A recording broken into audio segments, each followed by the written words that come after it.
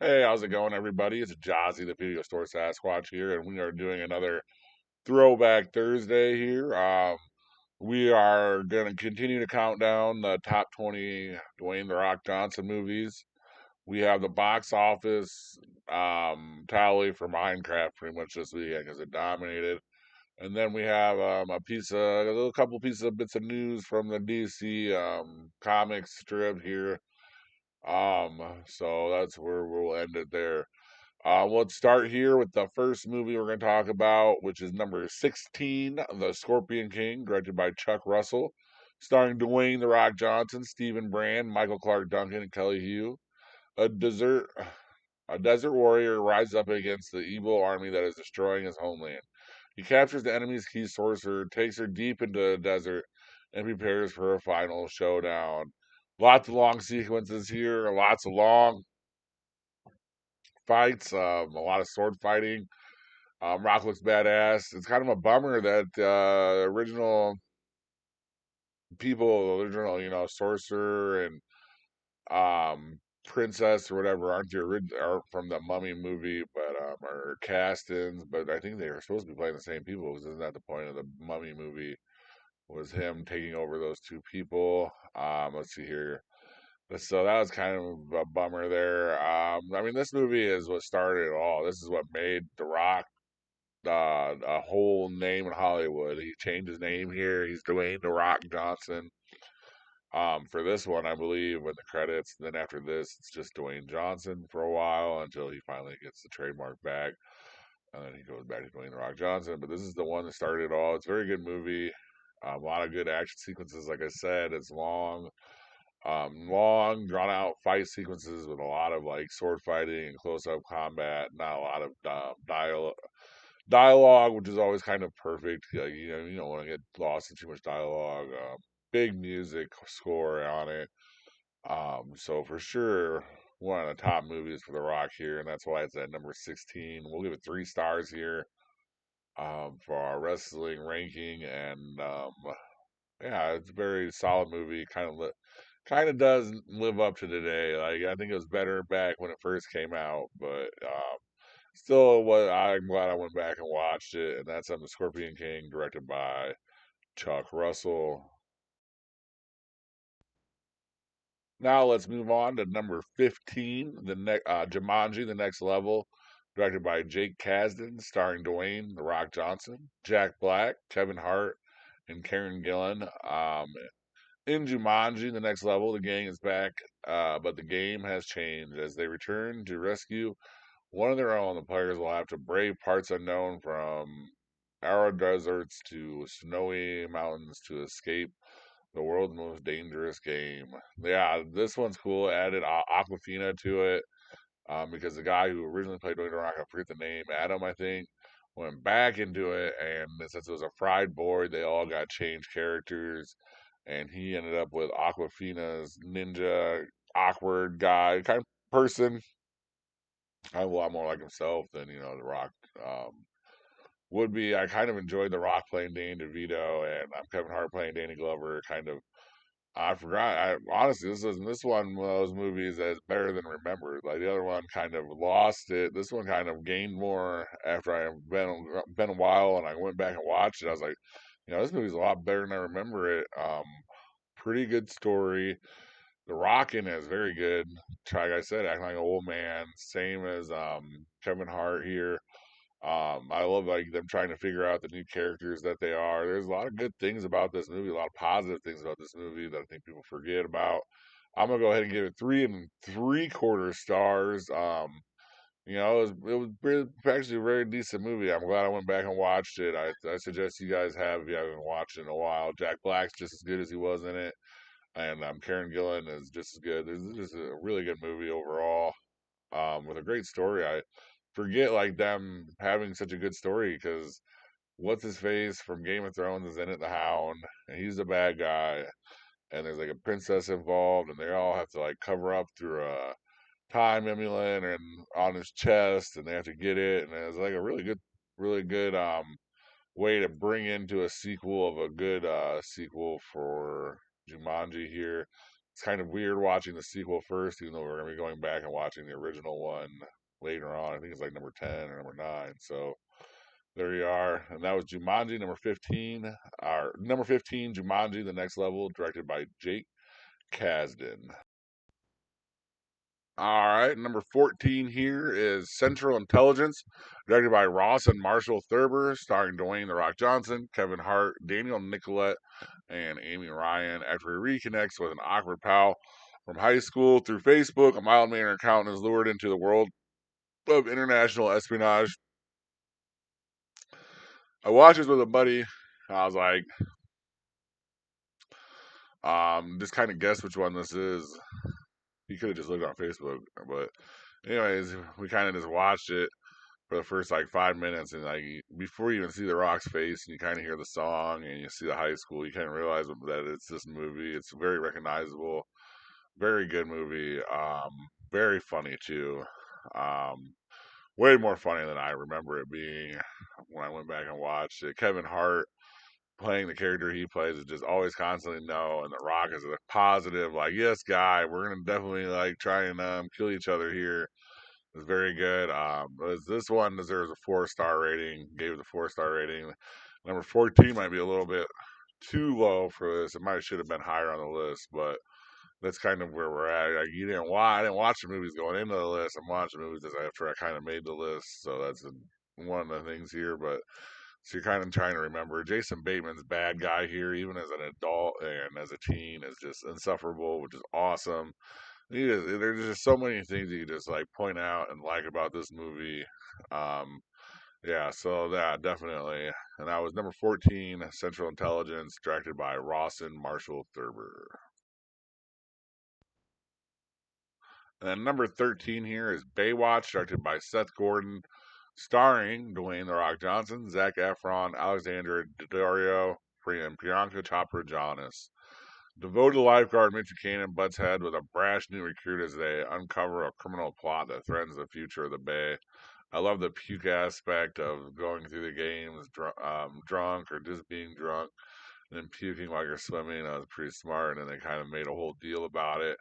And that's kind of how Zac Efron's character here lives throughout it. Yeah, this movie is definitely a try hard movie. Honestly, I realized after watching it for like 15 minutes why it never got a sequel. It was just like too much.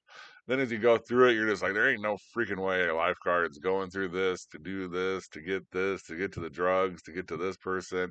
And there ain't no freaking way a freaking cop's gonna let them even come close to what they were doing either. 2 stars. If I would have like thought about it, I probably would have put it lower on the list. But really, I mean, this is the one that everyone talked about for the longest time before it came out. This is another one of those ones where he kind of transformed again because it was like a more like I'm a brash, badass guy that can be funny. So he's trying to do that more. But I don't know, him and Zac Efron kind of doing. I think if they should have kept Zac Efron like small instead of making him big like they did. Alexander Daddario is pretty good in this, and then I forget if her name in the thing is C.J. Perry or that is her name in real life, but she was really good into it as a model. You don't see a lot of like crossover. The people that are very good, and those were two that were very good. So yeah, 2 stars for sure. It's unfortunate. This one definitely should have been like number 20 or probably off the list. I probably found a different one. But that's why we go back and watch these movies just to see what they are about. And there's not much to enjoy about this one. Number 12 now is Moana, directed by Ron Clements, John Musker, Don Hall, and Chris Williams, starring Alua Kravalhola, Dwayne The Rock Johnson, Rachel House, Tamura Morrison. In ancient Polynesia, when a terrible curse incurred by the demigod Maui reaches Moana's island, she answers the ocean's call to seek out Maui to set things right. There's so many good, funny things in this movie. This movie's really fun. It's not the only kids movie or child or family movie that honestly is on this list because he came back and did a couple more. This is just one of the ones that just stick out too. Honestly, if you would have just go in by sales and like time viewed and stuff like this for most people, this one probably should be up number one, number two on the list because it's like the most watched Disney Plus streamed movie like ever. Like one over 1 billion hours. We just added more to that hourage count watching this one. Honestly though, it's a really fun movie. There's really a lot to like about it. The soundtrack really isn't terrible. There's so much like cool like things that they do too with the ocean and the 3D graphics and computer graphics. It kind of puts you into a whole other world. Including the one where the shell whatever where you see the one crab and the shell is just like a bunch of stuff that would have fallen to the bottom of the ocean. Yeah, there's a lot to like about this movie. Honestly, really fun. Like I said, we'll give 3.5 stars. Yeah, I mean, there just so much. It just shows you how much The Rock can like change to like and do other things. He can be a serious smoldering guy in the Jumanji, and then come here and be kind of like a silly singing representative of the Polynesian gods and stuff like this. So yeah, it just speaks to his acting abilities and just his charisma and everything else about him, and that's why we're doing this list here. Like I said, 3.5 stars. As number 12, directed by Ron Clements, John Musker, Don Hall, and Chris Williams. We are moving closer to the top 10. We are number 11 here with Pain and Gain, directed by Michael Bay, starring Mark Wahlberg, Dwayne The Rock Johnson, Anthony Mackie, and Tony Shalhoub. A trio of bodybuilders in Florida get caught up in an extortion ring and a kidnapping scheme that goes terribly wrong. There is This one is a very good movie. I watched it like twice in the last year. Once just kind of coming by it on TV on like I think it was like Stars or something. And then the second time coming just to watch it like here. There is a lot to like about this movie. I forget about it every time. Probably should be way higher up on this list to be honest with you. The Rock plays a good character here where he's like a Christian but he's like a badass bodybuilder, and he's kind of like has a nut his screw loose too. So there's a lot of different things we see with The Rock and Dwayne Rock Johnson here doing his movies, which is cool when you get to see an actor kind of expand himself and go into other ways, while still kind of staying with what most people would expect out of The Rock. And yeah, so this one is really good. I love the way they take everyone's story and then kind of like they get kind of narrated too, so we kind of hear the Rock's narration of what is going on in his head. We hear Mark Wahlberg's, we hear Tony Shalhoub, we even hear Anthony Mackie's, and we have the girlfriend of the Rock, Rebel Wilson too, is involved with this. This is a really good movie. Anthony Mackie's very good in it. It's one of the most probably underrated movies for all these guys involved with it because they do a lot of good movies, and you can sleep on some of them or just kind of forget about them. And this is one of those ones that's kind of easy to forget because it's such like a crazy story of how they kidnapped a guy and then they kind of like use him to like manipulate their way of just taking all of his money and his assets and using his signature and stuff like this, and just how they kind of almost got away with it too, and like just what happened with everything. This is a really good movie. If you've never checked it out, definitely check it out. It's on Paramount Plus. This one, I've 4 stars for sure. And that is number 11, Pain and Gain, directed by Michael Bay. We enter the top 10 here with Gridiron Gang, directed by Phil Genoa, starring Dwayne The Rock Johnson, Exhibit, Scott Caldwell, and Leon Rippey, teenagers at Juvenile Detention Center, under the leadership of their counselor, gain self-esteem by playing football together. This is one of those, feel-good stories, like put it on you. Definitely a tearjerker for some, probably. There's so much things you could say about this movie. This is what made The Rock really kind of enter the next atmosphere of movies too, because it could show that he could do the drama movie, and still not have to do like rely on the action and the beat up. Like he's literally, a motivational guy here trying to help this team come together in a bad area and with the bad kids really of a bad area. It's kind of like the first example of Last Chance U, except it's high school football. I don't and Last chance you, of course, is like what AAA or whatever NCAA, some type of that. So that's what you get with this one. There's so many things to remember about this movie, and when you watch it and you go back, you're kind of like, wow, this movie's kind of like Remember the Titans level of good. We'll give it 4 stars for sure. Yeah, this is one of those ones that I suggest if you haven't watched in a while to go back and watch, just to like get the just feeling of camaraderie and like just the good feeling too of watching just a good story with a good ending. So that is number 10, The Gridiron Grain, directed by Phil Janot. And then we're going to talk about some box office for April 4th through the 6th. I'm going to do two here, just kind of to show you the difference, but it really is a one man race.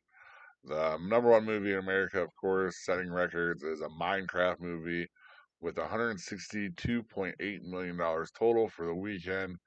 Hell of an opening weekend. It's what, 4 times more than the last Snow White, 2 times more than Captain America. So those are our other two big ones for this year. And that's what we get here. I mean, I'm kind of shocked of how big it was, and yeah, it's crazy. I went and saw it. I liked it. I said it was gonna do 140 million plus. We almost had like 25 people in our theater on a Sunday night at 11 o'clock. It's literally the last showing on there, and that place was packed. And like I said, it got a standing ovation. I think a lot of people liked that Jack Black came back and was Jack Black, and so there's just lot to like about that movie. And then a second movie, just to kind of show the contrast of how just well a Minecraft movie did as a Working Man, which was number one last week at like 22 million, and it did 7.3 million total this weekend at 28.5 million dollars total. So it did like 21 million, like I said last weekend. So yeah, just think about that. That's crazy. The disparaging number there between 162 and 7.3 is just wild. But that's how the box office rolls. You never know which one you're going to get. And this week it helped everyone involved. I'm pretty sure everyone's very happy that was involved with that movie. I think even the world record, I think the worldwide one pretty much doubled what the American one was. So it's like a $300 million total opening weekend for Minecraft, which is wild. And then for the news, we finally did it. I've been on it since they started. I told you guys this was going to happen, and exactly what I said was going to happen happened. Batman 2 has officially been canceled.